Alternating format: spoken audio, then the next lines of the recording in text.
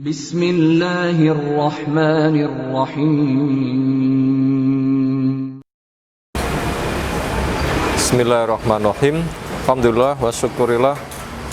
La haula wa la quwata illa billah. Allahumma sholli ala Muhammad wa ba'du. Semua orang ingin selamat.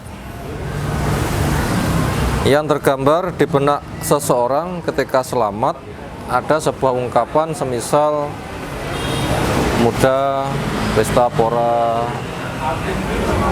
muda kaya raya, tua pesta pora, mati masuk surga. Artinya orang itu menginginkan senang, selamat, bahagia itu di semua kondisi. Seringnya begitu pemikirannya. Tetapi kita sebagai muslim ketika berpikir ternyata yang diajarkan nggak seperti itu. Pemikiran ingin selamat, senang, bahagia, serba suka itu adanya hanya di surga. Bila kaki kita sudah melangkah di surga, sudah. Yang ada senang, susah itu tidak ada sama sekali. Yang ada adalah senang, dan senang.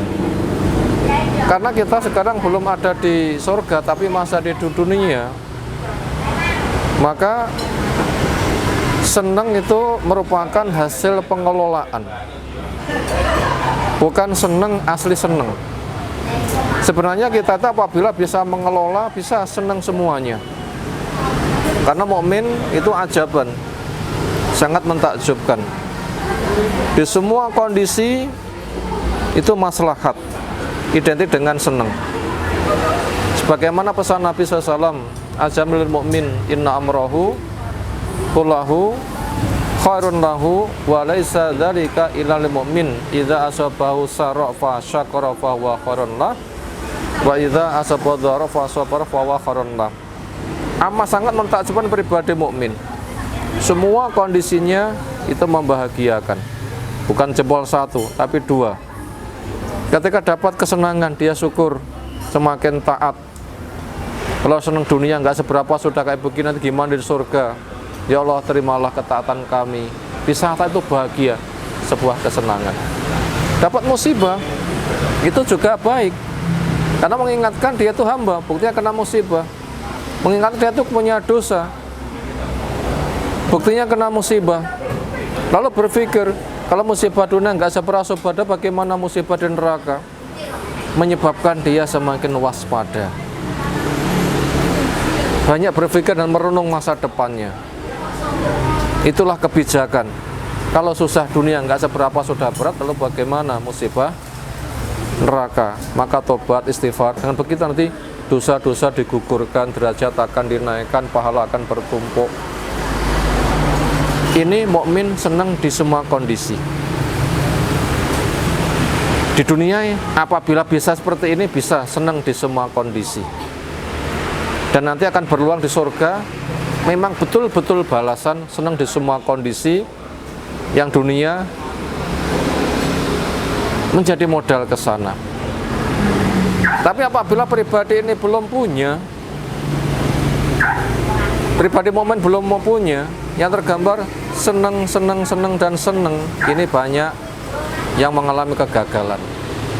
Contohnya sekarang ada di bulan Ramadan. Di balik kondisi dijelaskan banyak fadilah. Tapi banyak juga orang yang terpleset. Kalau orang jatuh karena jalannya, medannya itu berat, pantas. Tapi yang bahaya jalannya mulus, lurus, nggak ada hambatan, kok mengalami musibah, ini yang bahaya. Di Ramadan sangat banyak orang yang kayak begini. Maka kita butuh waspada, jangan sampai kita celaka di bulan suci Ramadan ini. Gara-gara terbuai oleh fadilah, nggak paham apa konsekuensi fadilah, akhirnya banyak mengalami kekurang waspadaan.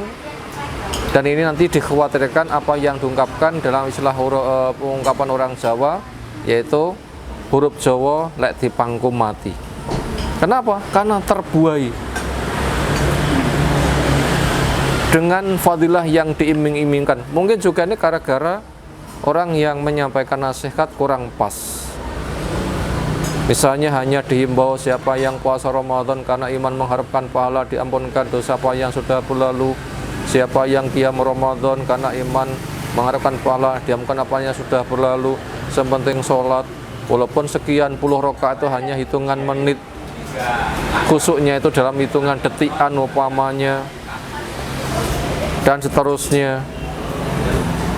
Ini fadilah yang besar tapi tidak dijelaskan akan konsekuensi persyaratannya. Ini membuat orang itu terpeleset di jalan yang mulus. Bahaya kan? Sangat bahaya sekali. Kalau gitu supaya kita waspada bagaimana? Jawabnya, imbangkan antara besarnya fadilah bersama konsekuensinya. Karena kita butuh paham tugas kita di dunia, besarnya pahala itu menggambarkan beratnya konsekuensi. Semisal orang itu bekerja, bila hasilnya sekian, berarti kerjanya ringan. Hasilnya sekian, berarti lebih keras lagi. Kalau gitu apa persyaratan untuk diterimanya fadilah Ramadan? Jawabnya, 1. Iman. Itu bukan musyrik. Yang kedua, mengharapkan pahala. Ini bukan terbawa tren. Yang ketiga, dosa-dosa besar itu dijauhi, termasuk kesyirikan, riba, ghibah, namimah. Lalu syarat berikutnya adalah dipersungguh beramal. Karena besarnya itu karena kerja keras. Setelah itu jaga dari pembatal-pembatalnya. Karena siapa yang tidak terpenuhi konsekuensi ini, walaupun kenyataannya dia berpuasa Ramadan, perasaannya punya fadilah besar, ini banyak orang yang terpleset. Kenapa? Gara-gara tidak bisa menghargai kesucian Ramadan, salah pemikiran, atau karena terbuai oleh talbis iblis, mengaduk-aduk pemahaman, termasuk mengena kepada dai-nya dan sebagainya. Ini penyakit yang masih ada kita jumpa di masyarakat, makanya sudah diwaspadakan oleh Nabi SAW. Rubba sa'imin hadduhu min syami alatas walju. Berapa banyak orang yang berpuasa ternyata yang ia dapatkan hanya haus dan lapar saja. Semoga Ramadan besarnya fadilah kita bisa pahami, jangan terbuai oleh fadilahnya tanpa terpenuhi konsekuensinya. Pahami semuanya, ketika sudah terpenuhi harap-harap cemas, sehingga kita nanti akan mendapatkan fadilah besar di sisi Allah Subhanahu wa taala. Demikian yang tersampaikan, semoga bermanfaat. Walam suwab, walhamdulillahirabbil alamin. Assalamualaikum warahmatullahi wabarakatuh.